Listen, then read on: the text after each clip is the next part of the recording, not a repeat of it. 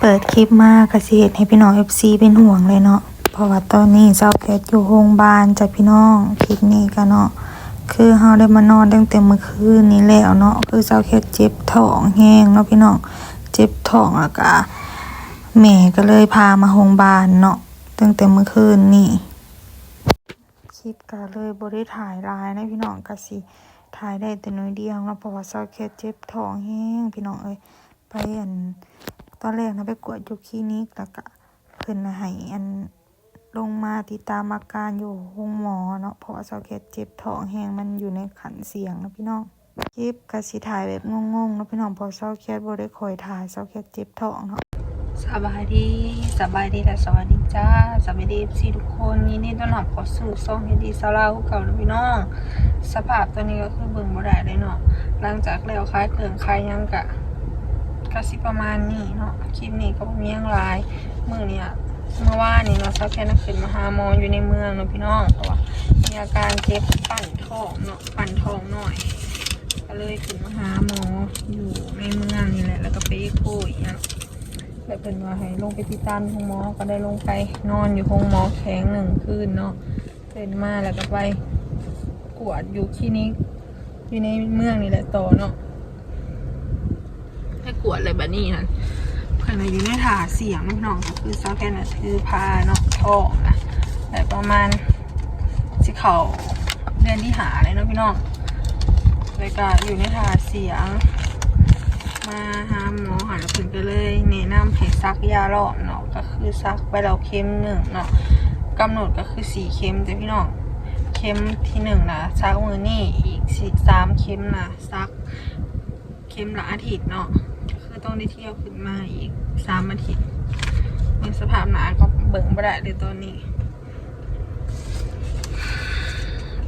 เพราะว่านี่ขึ้นมานะจนบ่ได้ถ่ายคลิปอีกอย่างเลยเพราะว่าเราแค่เจ็บท้องแห้งมันปั่นมันจุกสาเหตุก็คือเนาะแบบพระเจ้าว่าเราแค่ระหย่างลายปูดเนาะก็คือไปคล้ายเครื่องไปเดินบ้านให้นี่พี่น้องไปคล้ายเครื่องมันนี่ได้อย่างเห็ดนั่นเห็ดนี่อย่างแล้วก็อย่างลายปูดเนาะแล้ววันนี้มันปั่นมันยังนะแล้วมันก็เลยเสียงต่อการแทงนะพี่น้องแทงบุตรนะเสียงแล้ววันนี้ก็เลยแนะนำให้ซักยาหลอดแล้วก็มียากินเฮาก็ขึ้นมาเนาะเพิ่นแนะนำให้มาอีกวันที่13วันที่30แล้วก็วันที่6เนาะพี่น้องของเดือนนี้เนาะแล้วก็เดือนหน้าแม่นเป็นอาทิตย์สุดท้ายก็คือวันที่6เนาะ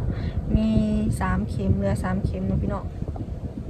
ตัวนี้เฮากำลังสิเมื่อเนาะสาเหตุก็คือเจ็บท้องปั่นนะคะเพิ่นเมื่อกี้นี่เพิ่นใส่ยาแล้วก็กินยาคือว่าไข้นี่พี่น้องแต่เพิ่นบ่ให้ย่างเลยนะบ่ให้ย่างบ่ให้ยังเลยเพราะมันอยู่ในถาเสียงแห้งเนาะก็คือให้นอนให้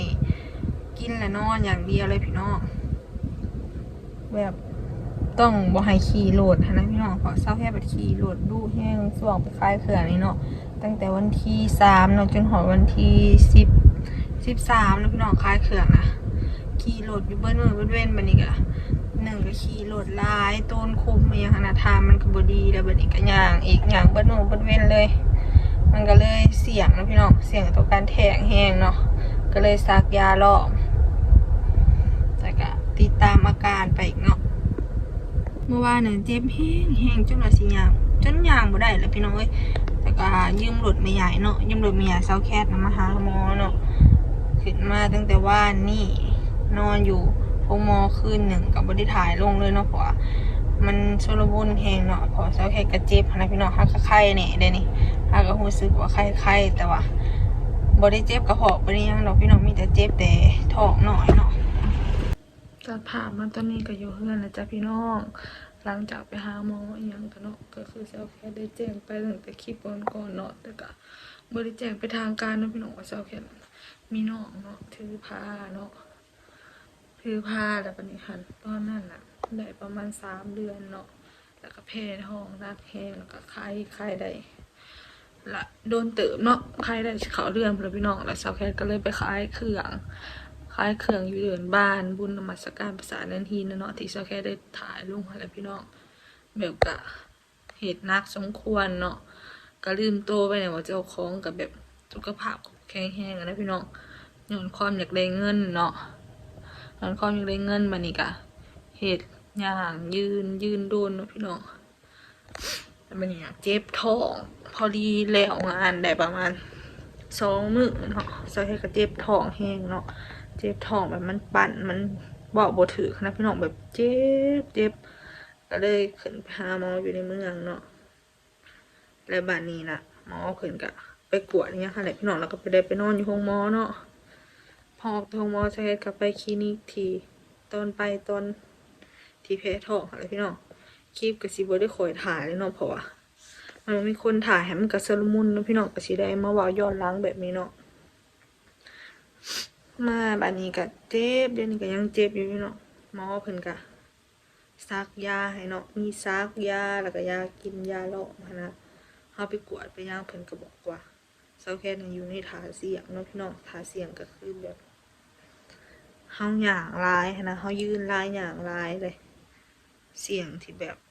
สีแท้ขนาดมันเจ็บมันปั่นมันอันหน่วงค่ะพี่น้อง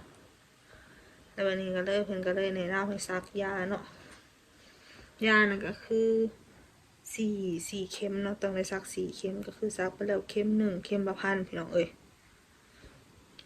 ใครแต่ว่ามีผัวเฒ่าเพิ่นโสดเนาะเซาแคทก็ฮอดบ่มีเงินไปขายเครื่องก็ไปนอนห้องหมอก็เบิดพอดีเลยพี่น้องเอ้ยอุตส่าห์ว่าสิเก็บเงินไว้เนาะไว้ใช้ยามจำเป็นเพราะว่าเซาแคทก็บ่มีงานเฮ็ดหันน่ะขายเครื่องขายหยังนี่แหละเท่าที่ลงไปขายอยู่บุญก็พอได้อยู่เนาะ1,000 กว่าบาทเนาะมาวันนี้ก็ไปใส่เบิดเลยมาบ่พอ3-4 มื้อนะพี่น้อง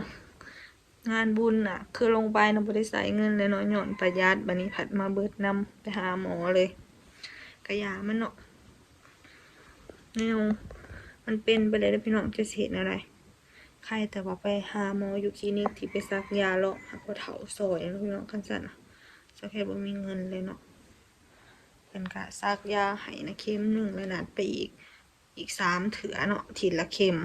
ก็คือเข็มละ 1,000 เนาะแต่ว่าก็ยังคิดอยู่เนาะพี่น้องเพราะว่าเฮาก็เกรงใจเพิ่นเอาเพิ่นซอยก็ได้จะสิเฮ็ดอะไรเนาะสักแค่ก็มาพักพึ่งอยู่เพื่อนทันหมอเพิ่นบอกว่าให้นอนอยู่แต่ในบ่อนนี่แหละแบบบ่ให้ย่างเลยนะบ่อนุญาตให้ย่างเลยมีแต่แบบคันจำเป็นก็ไปเข้าห้องน้ำประมาณนี้เนาะบ่ให้ตีนโตกินข้าวก็ให้เว้าวิเคตมาให้กินเนาะเพราะว่ามันเสี่ยงนะเฮาย่างเว้าแบบยอมรับความจริงเนาะพี่น้องว่าเจ้าแค่ในย่างโคตรหลายเลยเนาะตอนไปขายเครื่องค่ะย่างอยู่เบิดมื้อเบิดเว้นก็ยืนส่งไปส่งลูกศิษย์ส่งอิหยังหั้นนะมันก็บ่ได้ไกลหรอกแต่ว่ามันเฮาย่างดุหั่นดิแบบนี้มันเสี่ยงแบบเกี่ยวกับผู้หญิงเนาะมดลูกเซาแค่กระต่ำอะไรแบบนี้มันอยู่ในท่าเสี่ยงแฮงเนาะก็เลยต้อง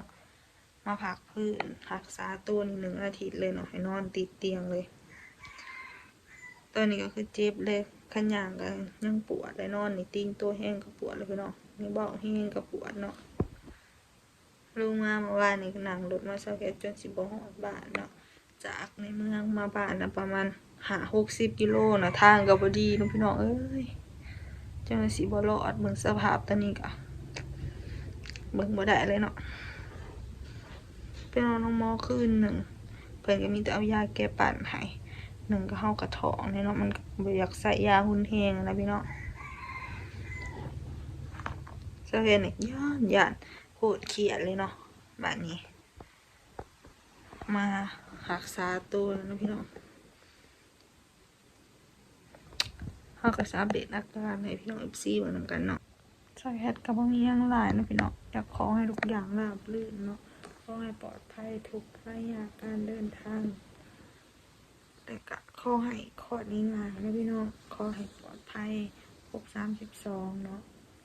บ่อยากผ่าตัดเนาะเพราะว่ามันต้องใช้งบหลายคลอดธรรมชาติเนาะถ้าเป็นไปได้สุขภาพแข็งแรงแต่เฮาก็